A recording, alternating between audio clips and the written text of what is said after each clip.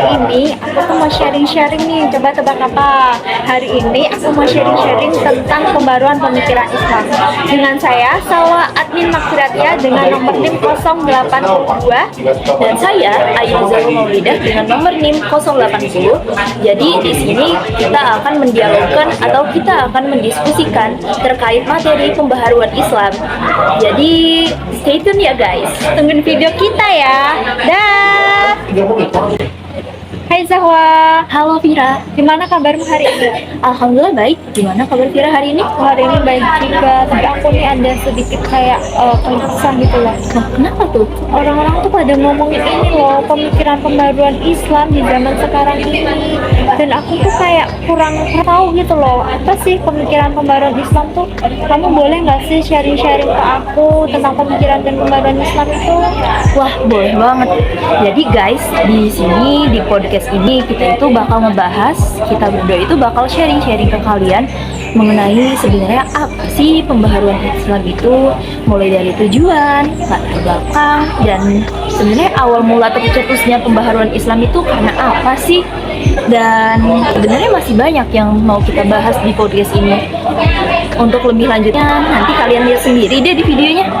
Oke, Bye-bye! Nah, karena kamu kayak udah mau nih kan, udah bersedia mau sharing-sharing sama aku nih, aku tuh mau tanya dong sama kamu, Zan. Dari pengertian yang kamu tahu tuh, pembaruan Islam tuh apa sih? Oke, jadi di sini pertama-tama aku bakal ngejelasin dari sudut pandang etimologi ya, atau secara bahasanya. Jadi pembaharuan itu memiliki makna di mana usaha untuk memperbarui sesuatu yang telah lama atau rusak. Nah, pembaruan itu secara bahasa Arabnya atau kata di bahasa Arabnya itu tajdid, disebutnya tajdid. Nah, istilah lain atau makna lain itu ada modern, modernisasi, dan modernisme. Yang dimana itu tuh memiliki makna merupakan suatu gerakan yang dimana gerakan tersebut berusaha untuk memperbaharui adat istiadat, institusi-institusi, dan lain-lainnya yang akan disesuaikan dengan perkembangan zaman yang terjadi pada saat itu.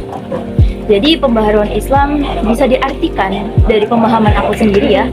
Pembaharuan Islam itu merupakan upaya di mana kita tuh berusaha untuk memperbarui aspek-aspek dalam Islam, mulai dari paham-paham, adat istiadat, institusi-institusi lama, yang dimana adat istiadat tersebut yang diperbarui itu akan disesuaikan dengan zaman sekarang atau zaman modern.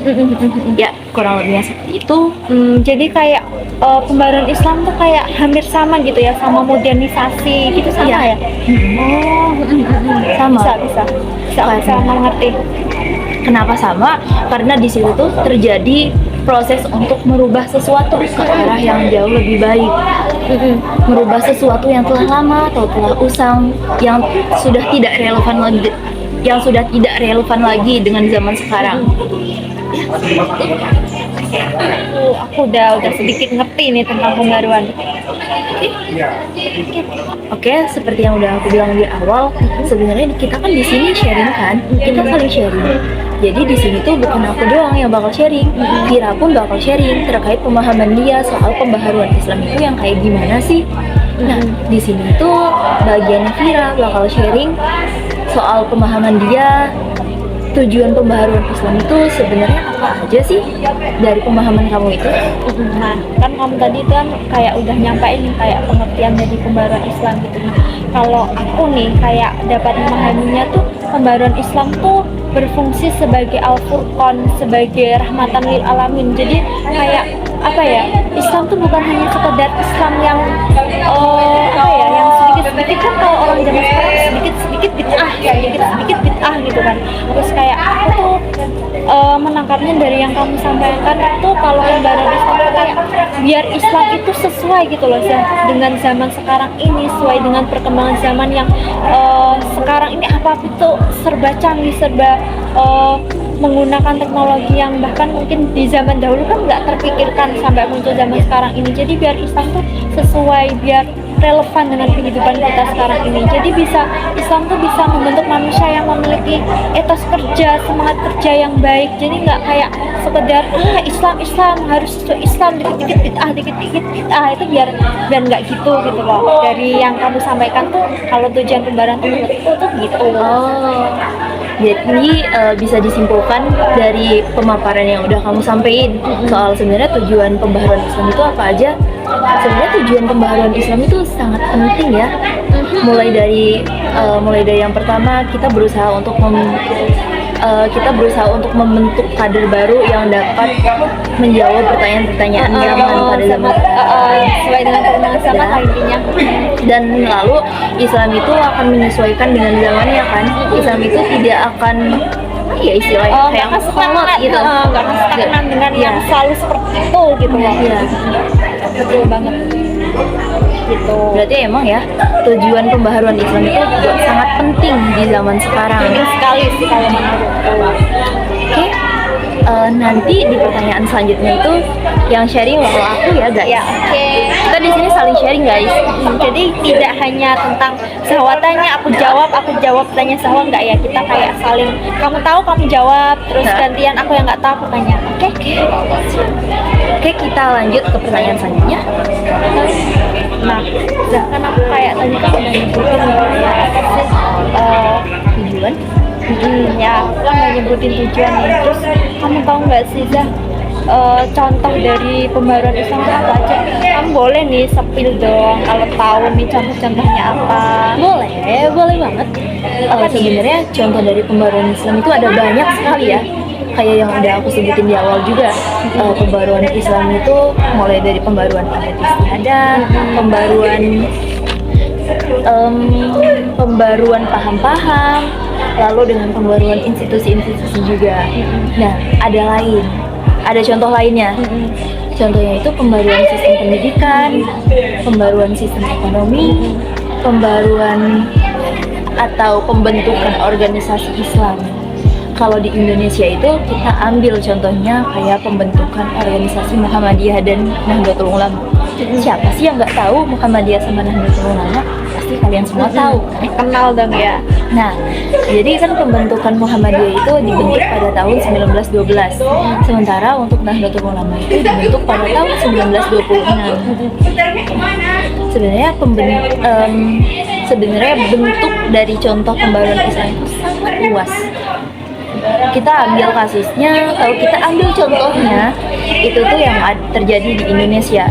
Pembaruan atau pembentukan organisasi Islam, ormas Islam. Dan sebenarnya ormas Islam yang ada di Indonesia itu bukan cuma Nahdlatul Ulama sama Muhammadiyah aja. Sebenarnya itu udah banyak. Tapi yang lebih terkenal atau yang mendominasi itu kan seperti yang kalian tahu, ada Muhammadiyah sama Nahdlatul Ulama. Itu sangat amat terkenal. Karena seperti yang kalian tahu lagi, penganut paham Ahlus Sunnah wal Jamaah di Nahdlatul Ulama itu sangat banyak kan mendominasi benar Muhammadiyah pun, khususnya di Jogja. Ya, yang aku tahu di Jogja itu banyak sekali yang mereka itu ormasnya Muhammadiyah. Betul sekali. Karena setahu aku juga pendiri Muhammadiyah Ki Haji Ahmad Dahlan. Betul. Itu tuh lahirnya di Jogja. Makanya kenapa di Jogja itu banyak sekali orang Muhammadiyah. Widih, oke nih, bisa. Oke. Jadi kak banyak banget ya ternyata kita tuh hanya segelintir atau berapa gelintir, ternyata segitu banyaknya kalau dijabarin. Banyak Oke, makasih nih contoh-contohnya nih. Sip. Jadi contoh-contoh dari pembaruan Islam itu sendiri itu tuh kan yang udah aku sebutin, ormas Islam kan, pembentukan ormas Islam. Sebenarnya contoh-contoh itu tuh menyesuaikan dengan perkembangan zaman. Benar. Kan perkembangan Islam kan pada awalnya itu kan nggak ada ormas Islam. Nahdlatul Ulama sama Muhammadiyah itu nggak ada pada zaman Nabi, itu belum ada. Tapi di zaman sekarang itu mulai ada atau semakin mengkerucut pemahamannya. Di Indonesia itu terbagi menjadi dua ormas Islam yang besar. Ada Muhammadiyah dan ada Nahdlatul Ulama. Benar. Seperti itulah sebenarnya contohnya itu banyak sekali. Oke, makasih ya. Ini udah kayak mereka udah mau spill contohnya, udah bagi-bagi tentang. Nanti kalau ada yang pengen kamu tanyain dan aku tahu, lain kali mungkin aku ya yang gantiin kamu tanya aku. Oke, jadi setelah ini kita bakal nanya ke Vira, kapan sih awal mula munculnya gagasan pembaharuan Islam itu? Oke, kapan ya? Kita lihat di video selanjutnya. Oke, ngelanjutin dari video sebelumnya, di sini aku bakal nanya lagi nih ke kamu, kapan sih awal mula munculnya gagasan pembaharuan Islam ini? Yang kamu ketahui ini kapan sih munculnya? Nah, jadi pembaharuan Islam itu sebenarnya tuh kayak bukan baru-baru aja gitu lah. Maksudnya bukan baru muncul di era-era sekarang tuh enggak. Pembaharuan Islam itu sebenarnya udah muncul di sebelum abad 20-an. Nah, itu tuh sebenarnya udah mulai muncul. Berawal dari pulangnya para ulama atau ulama muslim itu dari Mekah, dan kemudian mereka itu kayak membentuk sebuah organisasi ya kayak jenis Muhammadiyah itu yang kamu sebutin tadi. Nah, dari situ tuh lah mulai kayak munculnya gagasan-gagasan untuk pembaruan Islam itu. Setahu aku sih gitu. Jadi kalau orang berpikir tuh kayak baru kenal pembaruan Islam, kayak yang awalnya aku tadi kurang tahu, itu sebenarnya kayak aku ini yang berarti yang kurang wawasan mungkin ya. Udah lama banget ternyata kalau bisa dilihat dari mendalam tuh udah lama banget. Kan udah berabad-abad, bertahun-tahun yang lalu. Gitu sih yang aku tahu. Berarti yang kamu ketahui terkait kapan sih awal munculnya gagasan pembaharuan Islam itu bisa dilihat dari para ulama yang mereka itu awalnya menimba ilmu, mungkin ya di Mekah itu menimba ilmu, lalu mereka itu pulang ke Indonesia sekali dan mereka itu membentuk organisasi atau ormas, ya organisasi masyarakat seperti Muhammadiyah dan Nahdlatul Ulama yang sudah aku sebutin sebelumnya. Benar lah, ya itulah yang mungkin menjadi kayak munculnya seperti pembaruan itu yang bisa aku jelaskan. Berarti awal mula munculnya itu sebenarnya udah lama banget guys. Iya benar, udah dari sebelum abad 20 kan. Oke. Dan di sini aku bakal ngingetin ke kalian, di sini kita itu sharing-sharing dari pemahaman kita, dari pengetahuan yang kita miliki terkait pembaharuan Islam itu. Jadi kalau kalian itu punya pemahaman atau punya pengetahuan yang jauh lebih luas dibandingkan kita terkait pembaharuan Islam ini, kalian boleh banget buat nanti komen ya. Iya, buat nambah-nambahin apa yang kalian tahu lah di kolom komentar ya. Boleh banget. Karena di sini sebenarnya kita saling belajar ya. Kita saling kayak kamu tahu, aku nggak tahu, aku tahu, kamu kurang tahu, nah seperti itu. Oke, lanjut ke pertanyaan selanjutnya. Nah, aku kan udah jabarin nih kayak tadi yang aku sebutin di sebelum-sebelumnya. Aku kan yang menurut Zahra, apakah pembaruan Islam itu telah menunjukkan keberhasilannya? Semudahnya aja misalkan keberhasilan dalam bentuk fisik lah.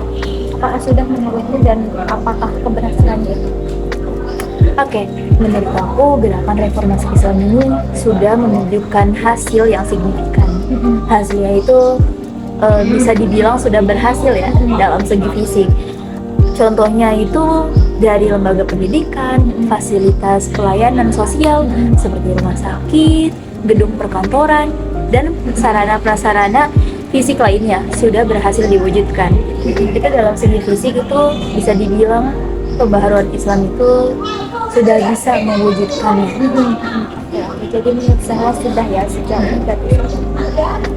Mungkin ada yang mau kamu sampaikan lagi ke teman-teman, mungkin ke yang nantinya akan menyaksikan sharing-sharing kita ini. Oke, jadi guys, sekali lagi ini aku ingetin, di sini itu kita sharing-sharing berdasarkan pengetahuan kita atau pemahaman kita terkait pembaharuan Islam itu seperti apa. Itu tuh pure dari pemahaman kita, pengetahuan kita yang masih sangat terbatas. Jadi misal kalian ada pemahaman atau pengetahuan yang jauh lebih luas mengenai pembaharuan Islam melebihi kita, kalian boleh banget sharing juga ya di kolom komentar, atau nanti kita di lain waktu bakal adain diskusi lagi ya, diskusi lanjutan. Eh, Oke, jadi terima kasih buat semuanya. Mungkin kesalahan milik kita masih banyak banget kesalahannya di sharing-sharing. Kali ini mohon maaf sekali ya teman-teman, mohon dimaafkan. Dan untuk Pak Yayan, kami mohon maaf sekali.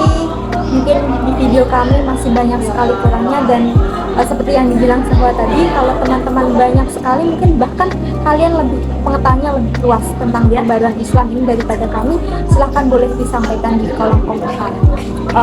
Itu sih yang dari kami bisa sampaikan sejauh ini, kurang lebihnya kami mohon maaf. Terima kasih semuanya, Bye. dadah, sampai jumpa di lain waktu ya. Terima kasih.